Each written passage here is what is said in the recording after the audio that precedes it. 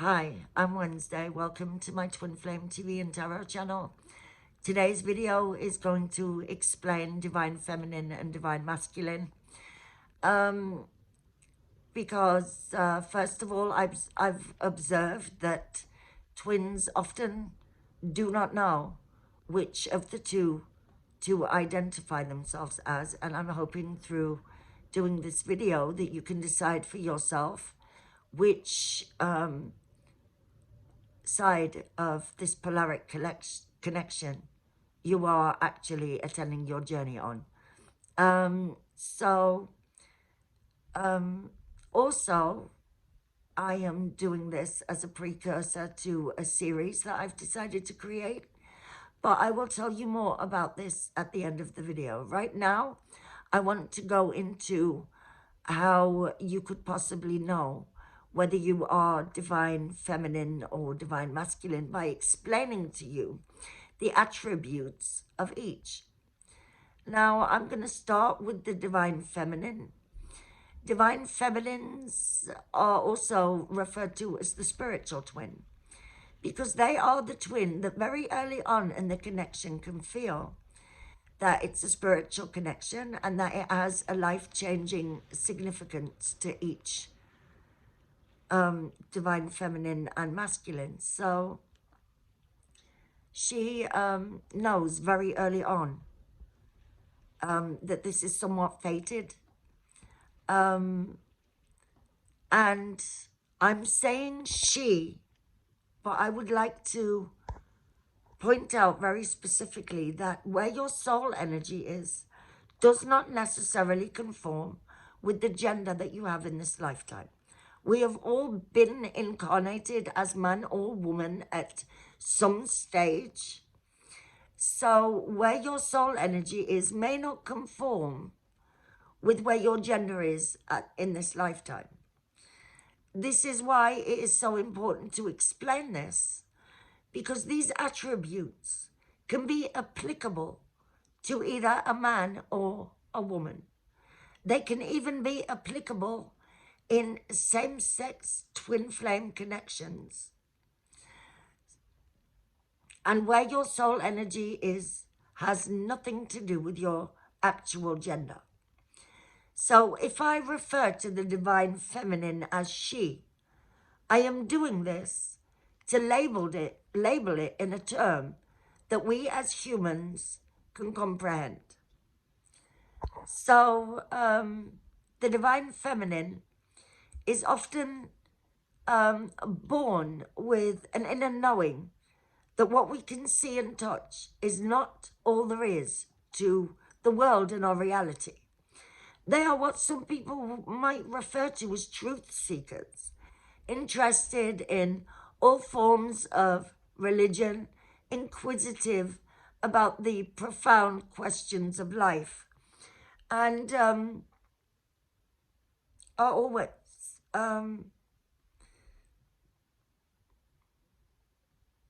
beings of an empathic nature.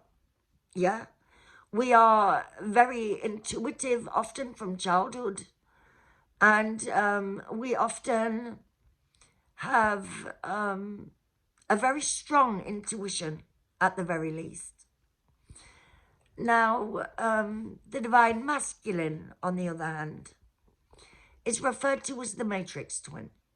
This is because they are very rooted in the physical world.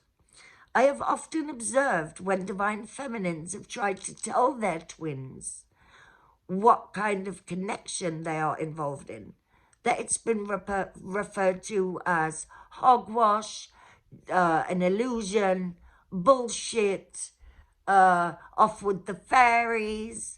Yeah, so masculines aren't always very receptive to things of an unseen or unproven nature. But there is a reason for this, and I will get to that in a minute. Right, so the role of the masculine to the feminine is first and foremost activation. When the masculine comes into the feminine's life, he will activate her divine feminine energy. And even though she is still polarized, which means she is still wounded and still a distorted feminine because she is not healed, she gets activated in her divine feminine energy. And this means that a wave of emotion is set loose within the divine feminine that does not come close to anything that she has ever felt previously in her life. The second role of the masculine is assertiveness. So when at first the feminine responds in a way where she tries to push away the masculine, and she will often do this because she is still in her lower ego self and afraid of what she's feeling. When she attempts to push away the masculine, he will be very assertive in keeping himself in her life. Now, in some cases, the masculine will relentlessly pursue his feminine without even himself knowing exactly why he is so hell-bent on this. Yeah. The divine feminine knows that when her divine feminine has been activated, she is very aware that this is life-changing. This is why her ego will often respond in fear. Now, as twins go through their so-called twin flame love bubble, now this could be in form of a short affair, a relationship, a situationship, because don't forget, some masculines are already in karmic relationships when their twin comes into their life. Needless to say, I'm not accusing divine masculines of being a cheat, because that would be too much to say. All I can say is that the magnetism between a masculine and his feminine appeared to him that intense that he often at the start can't resist pursuing her, whether he is in a relationship that previously or not. Now, feminines are the ones that after separation, and separation comes for a lot of twins. I have very seldomly seen that twins go into harmonious union and stay there straight away. Yeah. This only usually happens if both twins have been on an ascension path long before their first encounter, and they have shed the old paradigms of the ego self and stepped into their own divinity. Now, I'm saying this because you don't necessarily have to be a twin flame to be in your divinity as a masculine or feminine. We all are called upon to step into our own divinity so we can all have deep and meaningful connections. And this is one of the purposes of the twin flame connection itself, to show people that when you shed your ego and you start to, let me say, get over yourself, yeah, that is when you are open to true connection, and that we can all experience sacred, divine love if we are willing to evolve and grow as a soul and experience divine love. Yeah. But one of the purposes of the twin flame connection is to show humanity that love not only conquers all, but also transcends time and space. And that if true connection is truly there, separation is only ever an illusion.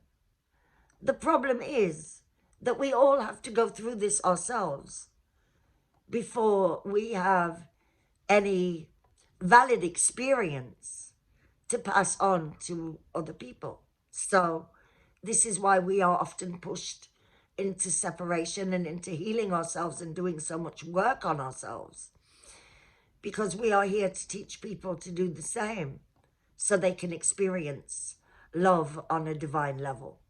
Yeah. So, but to do that, we have to go through a lot of bullshit ourselves.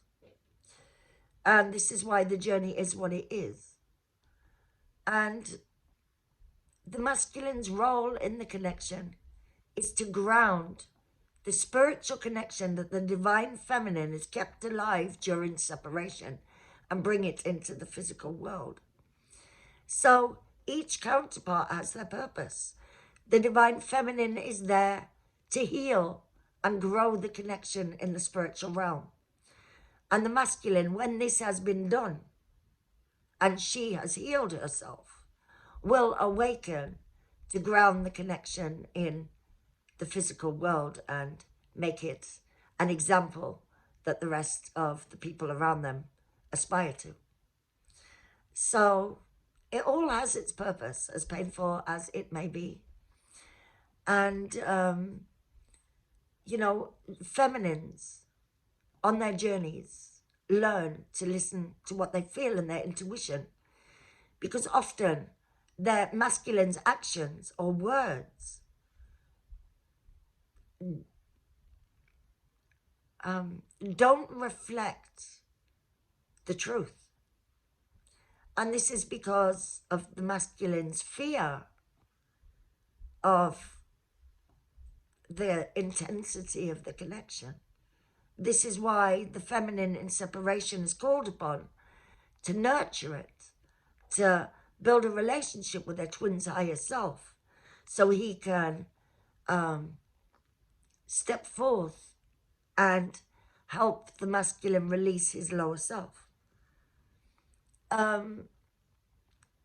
So, you know, if you are someone that has been somewhat interested in religion all of their life, and you are the one that was ghosted, left, yeah, but are still very aware that this connection exists, odds on, you can identify yourself as a divine feminine.